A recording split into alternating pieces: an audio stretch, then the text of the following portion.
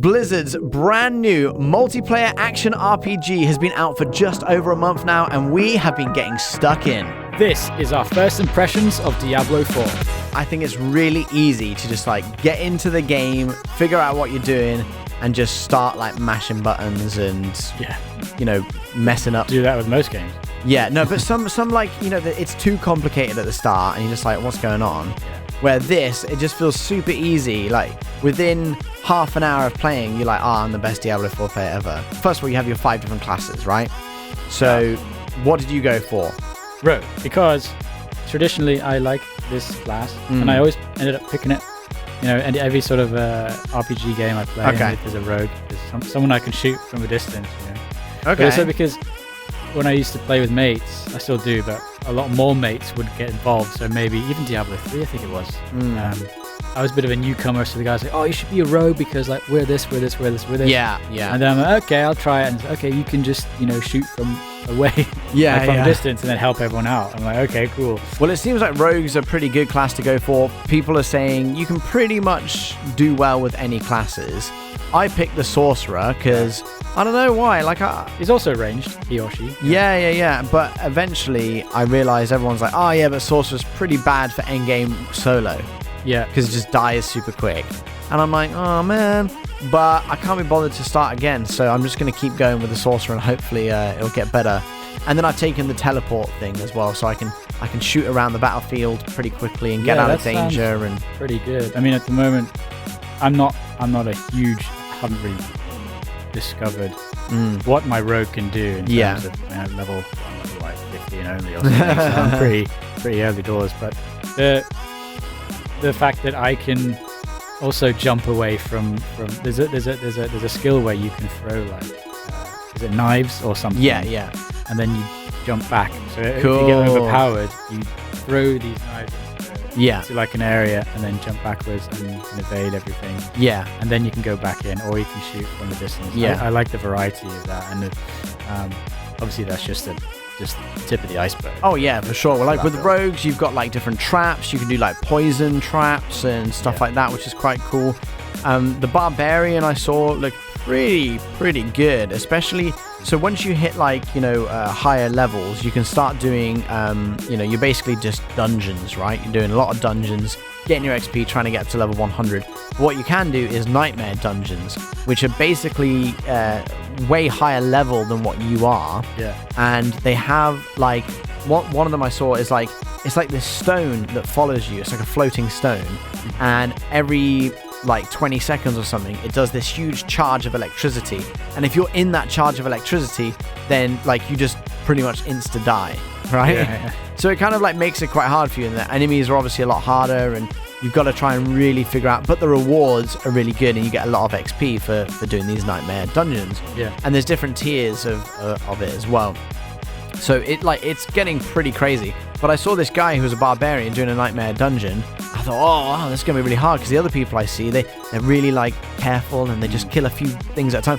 He's running through it and just smashing through people. He's obviously perfected his build. He was only level 70 something, and he was against, I don't know how much higher level than him. And he was just running through this dungeon, and I thought, wow, that looks cool. So yeah, there's definitely so many different ways you can go about it. All right, and this sort of stuff. So you don't have to follow the story second time around. Exactly. And then when you're doing the storyline, that's how you get your horse. So you want to do the storyline to get your horse, the main storyline. So it's stuff like that. I recommend going for your storyline first, and then you can always go back and do all the side quests. Now, what you can do is in each area, the more side quests and dungeons and stuff you complete, you get points for it, and actually shows you what gives you what, basically, how many points in that area. And then once you get up the little different tiers in the different areas, you get some extra stuff. So if you get to the rank 2 of that area, you can unlock another skill point without leveling up, which is quite nice. So you get some extra skill points. So what you could do is just get to rank 2 in each area that you're in, and then move on and carry on doing the storyline if you want to do it that way. So you've got a few extra skill points, so you can get a few extra spells and get that might help you as well. Yeah. So what do you think of the some of the early bosses, mini bosses? They're really fun. I like the mechanics. They're definitely when you think about Oh, what's the game, the really hard game that came out last year that I played so much of, and I'm just blanking on the name? Game of the year last year. Elden Ring. Elden Ring. When you're playing Elden Ring, right, you're going up against these really hard bosses, and you have to really remember the patterns and whatever. This is the same thing where you have to remember the patterns, and you got to go, okay, what are they going to do next? Yeah. Oh, I've got to do this at this point and move when they go up and whatever. But it doesn't seem as like, I don't know, hard. Not necessarily hard, but just like in Elden Ring, I feel like it's really like, at this point you must do this, otherwise you will die, and this happens. And you've here. got to find the exact moment where you can. Yeah, this is a little bit more relaxed than that, and you just feel like you're having fun against a boss. Well, obviously, instead of like struggling and just dying all the time. Yeah, because you don't want that, because you don't want to get put off. Yeah. But what was interesting was when I played with a mate. So he's slightly further down the story actually. Yeah. So he's maybe a couple levels up. No, this hey boss, how's it going? Hey boss, I'm gonna fight you. The Merenth of the Deep Drowned Witch. Okay. I don't know if you played her yet or played against her. I'm not sure. So she's really annoying to begin with, and she keeps shouting this thing. She's like, Okay. Anyway, my point is, that was really difficult for both of us. And my friend was a barbarian, and he was quite powerful. His damage was quite a bit more than mine. Yeah. But I managed to stay alive because that tactically was where I could move around and shoot, where he had to be close. Yeah. And he was actually, it was a high level, but he was dying. And probably much more well armored. Yeah. More than I. Yeah. Must be good. So that was interesting. And then the tactics of the way you move around. I know you get this sort of thing in all sorts of games of this type. But tactically moving and then shooting at the right moment. So that's when you learn, especially with a rogue, where you can shoot from distance in these little pinpoint directions where you can avoid. And obviously, like when the boss shoots things, the landing areas are revealed. Yeah. So you sort of have to dance around them. You do that in Doom, but you know what I mean. Yeah. And I can explore the world, I can choose my quests, and then it's just really relaxing. So that in itself speaks volumes because it's the best version of that so far. And it's they've taken so much time into building a open game and adding MMO aspects to it as well. Yeah. And I think they've hit it. They've hit the nail on its head. Definitely. With that.